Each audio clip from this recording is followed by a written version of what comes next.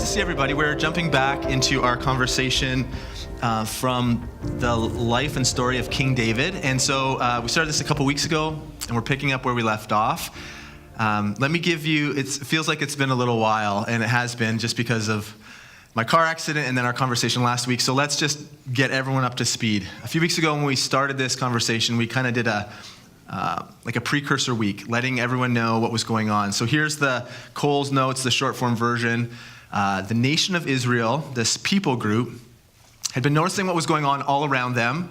And they said, you know what, we want to have a king, just like every other nation around us has a king. So Samuel was a pretty important figure. He was a prophet and a priest and a judge at that time. And so he kind of took it as a personal offense because he felt like, wait. If they want a king, that means they're rejecting my leadership. And so he kind of gets upset also because he had installed his two sons to take his place. He's getting a little bit older, so he had brought up his two kids, his two sons, and they were kind of taking over. But they were pretty crooked and slimy and corrupt. And so it's not going super well. And so the nation of Israel is saying, wait a second, we want a king. So Samuel has this conversation with God, and Samuel feels personally hurt, like they are rejecting me. And God's like, no, it's not you, it's me. It's not you, it's me. Because what they're really doing is they're saying, instead of God being king and ruler over us as a people group, we're saying we want a human being, an earthly king to be the one to rule. We want to kind of model and copy everything that's going on around us, and we want that exact same thing.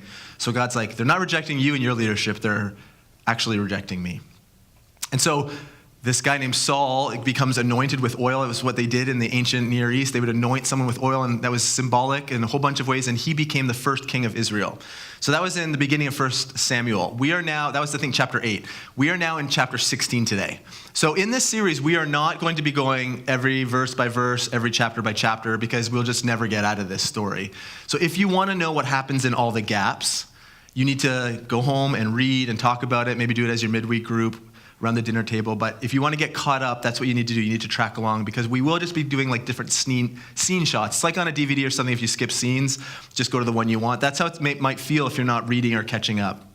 So what happens is Saul is king, and today we're getting a new anointed king. So it's going to be like, wait, what? What just happened? I missed 2 weeks. Matt was away. Now we have a new king. But that's not really what's going on. You just have to catch up. Okay, so grab your Bibles if you have it. It's going to be up on the screen. This is 1 Samuel chapter 16. As we do almost every week, I'm going to read it and chat about it a little bit, set it all up, and then push it back to you guys. And so you will, as usual, have some time to talk, to circle up, to meet some people, and talk about the things that are coming up today, the themes, and we're going to give you about 5 minutes to do that. And then our hope is to hear back from you the things that are standing out, the questions. Questions are good, but questions are also based on the idea that I have the answer. So what I'd love to do is, yes, we can talk about questions, and maybe I have an answer, maybe I don't. But what I'd love to do is push it back on you and say, what are the most important things that we as a community need to listen and pay attention to this morning as we read Scripture together? Because we believe God is here and present and moving with His Spirit, and we want to listen together in community. And so I want to guide our conversation, but I don't want to control our conversation. So that's where we're going to go. 1 Samuel chapter 16, it says this. Now the Lord said to Samuel, "You have mourned long enough for Saul. I have rejected him as the king of Israel, so fill your flask with oil and go to Bethlehem. Find a man named Jesse who lives there, for I have selected one of his sons to be my king." Again, so there's something going on that obviously Samuel is pretty upset about the idea of God rejecting Saul. You can read what's going on there. A short form version for you, just to let you know, is that Saul, as God's chosen king, had started doing things his own way. He'd started rejecting the instructions of God, being disobedient, kind of just moving out on his own direction, which is a very human thing to do. And so God has said, you know what, that's not working, we're going to replace you. And so Samuel, as the one who had anointed the first king, is feeling a little bit like, wait, what? He's taking offense of it at that again. And God's like, hey, stop mourning, stop grieving, get your oil, we're going to anoint a new king. So verse 2, it says, "But Samuel asked, how can I do that? If Saul hears about it, he will kill me. Take a heifer with you," the Lord replied, "and say that you have come to make a sacrifice to the Lord. Invite Jesse to the sacrifice, and I will show you which of his sons to anoint for me." So Samuel, in a protectionist kind of way, is like, wait a second, there already is a king. If I anoint another king, that's like scandal, treason, rebellion. Like, this isn't going to be good when the original king is still the king, and you want me to kind of go around his back. He's kind of looking out for himself, like, wait a second, what's going to happen if I anoint another king? Word gets out. He's worried about his own neck here. What's going to happen? And so he's like, what am I going to do? And so God really just kind of sets it up. I won't want to use the phrase like bait and switch, but it's a little bit like that. He's like, hey, you know what? Go to the community, take a sacrifice with you, and set it up like you're going to have like a worship service. Invite the whole community together, invite Jesse and his sons there, and they don't know why you're coming, but you know you have a reason, and it's a reason I'm giving you, that you're going to anoint the other king.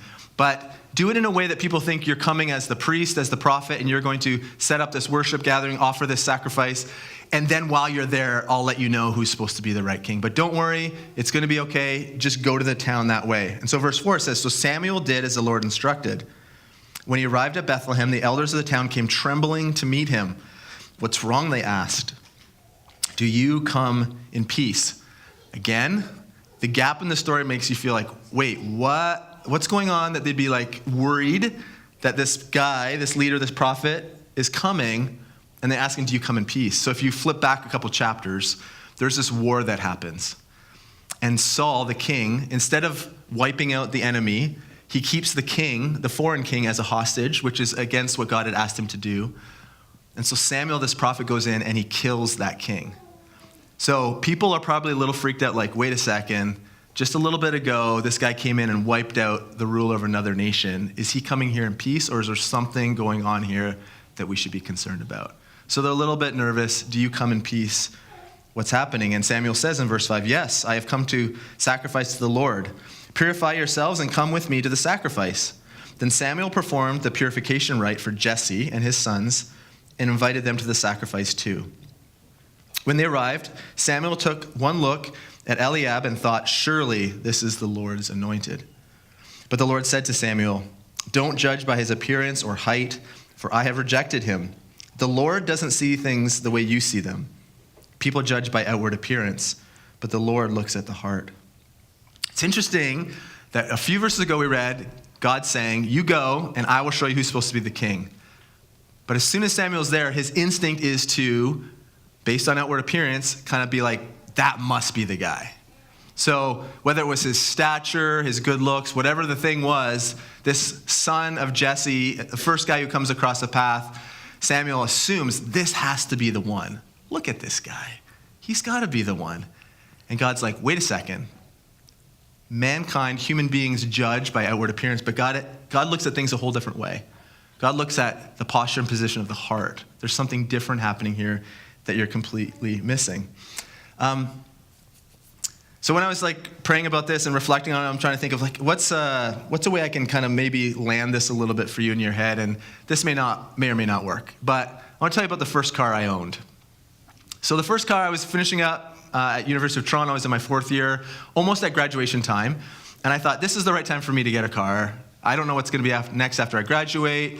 I don't know like where I'm going to get a job, all these things. I thought it's time to get a car. And Bobby and I were dating at the time, and I thought, I heard through her father actually, who lived out near Peterborough, that there was like this Ford Bronco that he had found. It looked like, it's not like the OJ one, it was this one. So like when you have like no car and you spend every day, hours a day, like finding people to like snuggle into in the TTC that will hold you up as you sleep and all that kind of stuff. When you have the idea of owning something like this, like to me, this was like as good as it gets. Now, you know, like there's car people in this crowd. I know. I like cars okay, but I don't know a lot about cars. We've joked about that before. But this was the car. Any guesses how much I paid for this? This isn't the actual one, by the way. This looks way too good. This is the same model, but it just wasn't exactly like, the body looks like doesn't have any holes. I had a lot of holes in mine. $900 is what I paid. It was one of those cars that, you ever driving along a country road and you see someone has parked the car at the end of their driveway? Like, most people think no one buys those cars. Well, like I bought one of those cars. $900, and I got a trip permit, which allows you to drive it, I think, for 10 days. So I got a ride. My buddy Trev drove me out there, used the trip permit, drove it back to the city, took it to this garage, like at Lakeshore and Cawthra, and I was like, I can't wait till they safety and certify this thing. I'm going to have a car. And the mechanics called me up, and they basically laughed me off the phone. They said, like, there is no way this car will pass safety. How much did you pay for this? Basically, like, insinuating you totally got hosed on this. So I'm like, oh, $900. And then they laugh a bit and they're like, it will cost so much money to get this up to speed. There's no way you're going to drive this car.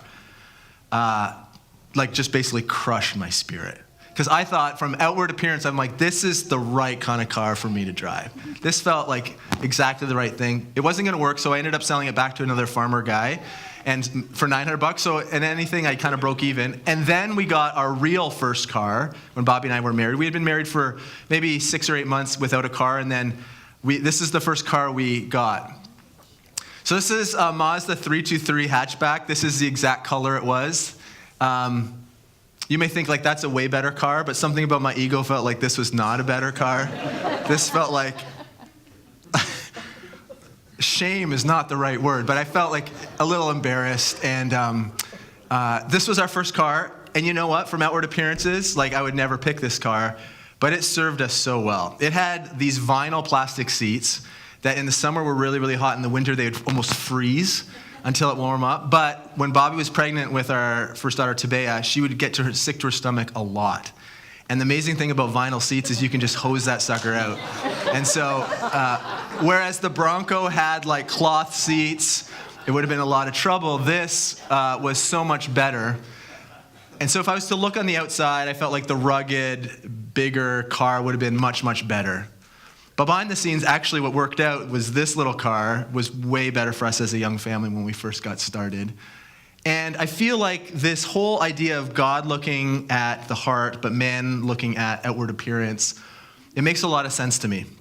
It makes a lot of sense, and we'll talk about it at the end probably, about these snap judgments we take and we make of each other as soon as we see each other. Part of it's just instinct. Part of it is when we look at someone, we kind of take in all the factors that are around us, and for some reason we have a snap judgment. But what we're going to talk about and what God's saying is like, you may make these snap judgments based on outward appearance and you think you might know what's best, but really there's something on a deeper level that's happening on the heart level that we need to pay attention to. This is a really, really important part of the conversation.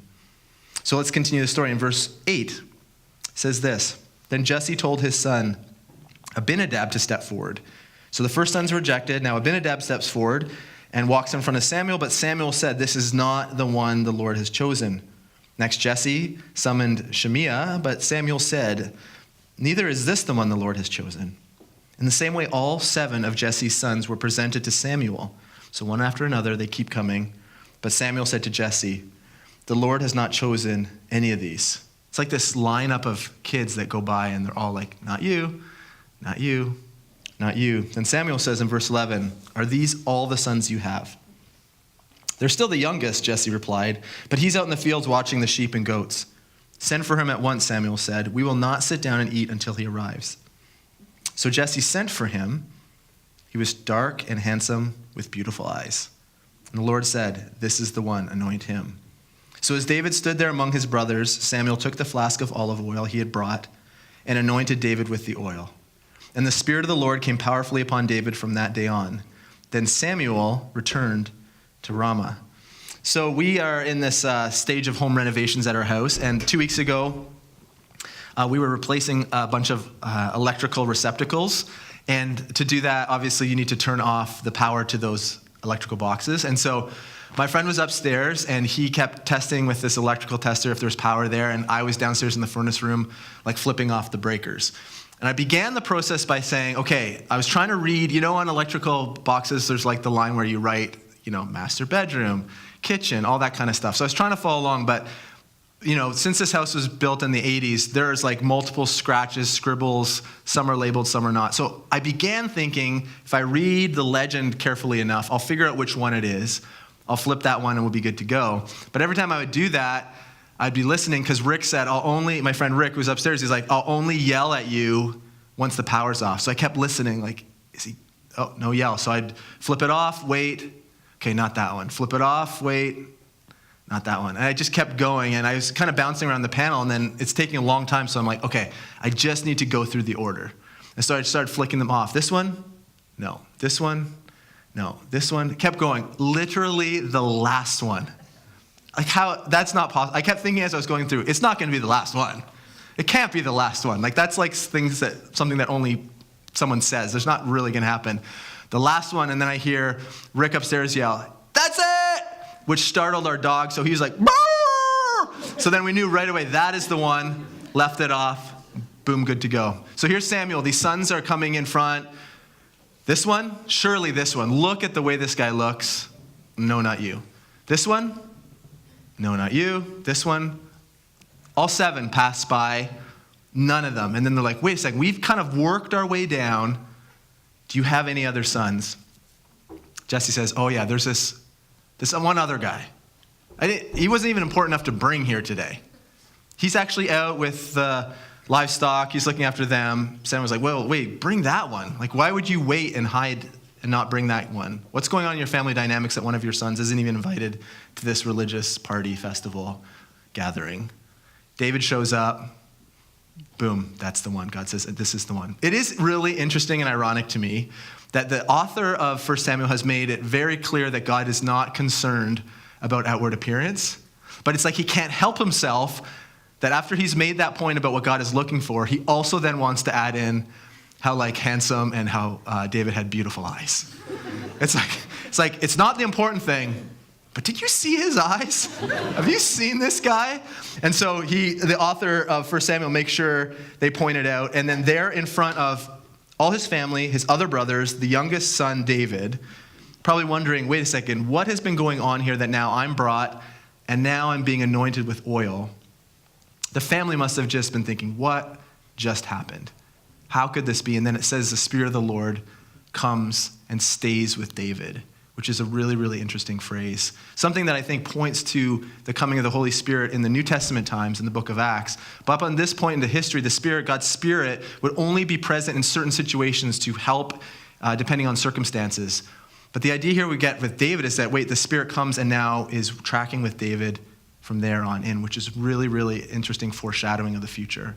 Anyways, that's today's snapshot story. That's our first introduction to David. David, who has been the youngest out in the fields, now is brought back in front of his father and his brothers, is anointed as the next king. We pause. All right, so here we go. It's over to you guys. Circle up into groups of 2, 4, 5, 10, whatever you want. If you see someone without a group, invite them to join. If you don't want to be a part of this, you can go to the washroom, pull out your phone. It's the universal leave me alone kind of cue. But talk about this. Talk about what stands out in the story, what surprises you, what jumps out. And maybe is there something that you think is an important component that we need to pay attention to as a church? It is 10:54, so I'm going to give you 5 minutes. I'll call you back right around 11. We'll turn on some music so we're not eavesdropping on each other. And just take a minute, and then I'll call you back, and we'll have some conversation, okay? Go for it. Walter Brueggemann, he's a commentator, writes about Scripture, and he says this. He says, David is one of those marginal people. He is uncredentialed and has no social claim to make. Those who fastened onto this story most passionately may have been those who, like David, were marginal with no credentials and no social claim. For such people, it would be important to assert and celebrate that among the marginal, there are beautiful people, beautiful eyes, David, and that among the little ones, there is potential for greatness. In the hearing of the story are the seeds of hope for all those who joined the company and the narrated imagination of David. I wrote this line. I said, kingdom potential is not determined by outward appearance, but the posture of the heart. Kingdom potential is not determined by outward appearance, but the posture of our heart. Let me end this way. Our culture is so obsessed with snap judgments. Steph and some of the teachers in the room kind of brought that up, but we are so obsessed with snap judgments, of seeing one picture, one snapshot, and putting ourselves in this place of judgment. So I was trying to think of ways this shows up. So the app Tinder launched in 2012. And began with this idea of igniting your relationships. And I guess the idea was that it would be a dating tool, and it quickly became this way of it's just a hookup mechanism. I remember being at a wedding. I was officiating this again. I'm an old guy. I never had these apps, thank God. But I was at this wedding. I was officiating. I was sitting down at the reception with one of the people involved in it, and I said, "Oh, are you what are you up to career-wise, whatever?" He starts telling me his story. And then he starts telling me all about how much he loves Tinder and all these girls he's meeting, and he's saying it in a way that he's expecting me to give him a high five or something. And I was just feeling oh my gosh, Like you are allowing an app that gives you a quick snapshot of someone and you swipe left or right based on whether you quickly think that is the person I want to spend time with tonight. You know, it's so laughable in our culture too. Like James Corden, The Late Late Show, has this thing like this live Tinder. I don't know if any of you've seen it, where like a person comes out and they have like real life people stand there and then you just say swipe left or right. And it's not to like hook up, it's like to go out after the filming of the show. And I remember watching and thinking, this is hilarious. Like these people are on the spot. And then I'm like, wait a second, when you step back though, what is behind all this? All this is I can know everything about a person by watching them for like 4 seconds.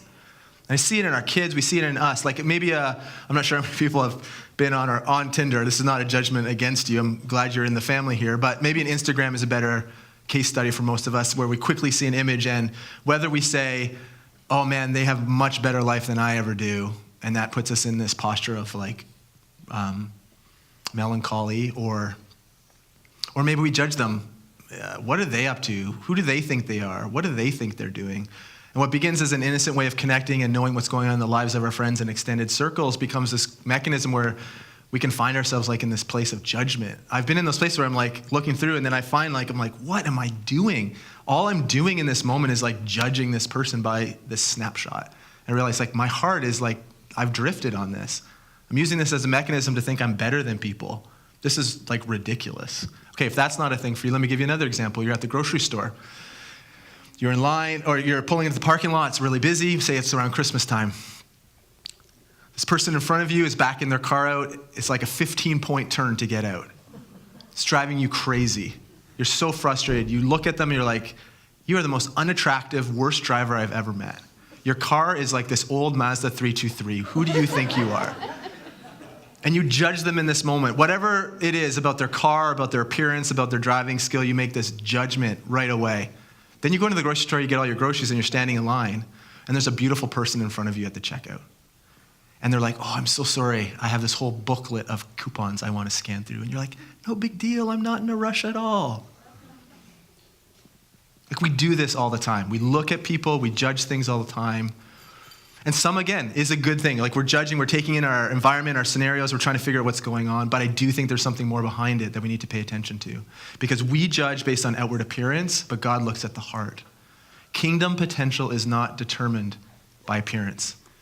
It's determined by our heart, and that is the part that you can control. That is the part we can control and we need to talk about, is how is our posture, and what does faithfulness, ongoing faithfulness look like as followers of Jesus today? Let's just end there. Let's pause there. We'll pick up the story next week. Next week, we're looking at the story where David takes on Goliath, one of the probably most famous Old Testament stories. You can come back for that, but let's just leave it here. What I want to do is just give you a moment to consider. I had this guy in my life when I was a teenager. He was the director of the camp I used to work at. And he always used to use this line, check your heart. But he didn't do it in a way that felt like encouraging. He used to do it like if you're complaining about everything, even if you had like good constructive feedback about that kid's going to drown, like we need to do something, he'd be like, check your heart. He'd use that as a way of like shutting down conversation and make it seem like you're the problem. So this whole like check your heart thing kind of like stirs up some weirdness for me. But on a good level, as we pause and are quiet and we invite God's Spirit to speak and to work in us, I want you to consider, what does it look like to check your heart right now? To ask God, invite God, and open up yourself and say, God, is there an area of my life, is there something that's rooted in my heart and my attitude that I need to let go of and ask forgiveness for? How do you see me? I want to see people the way you see me. God's love is unconditional for you. You can't do anything to earn the love of God. And he wants us to love him and to love others in the same way. So we need to check our hearts.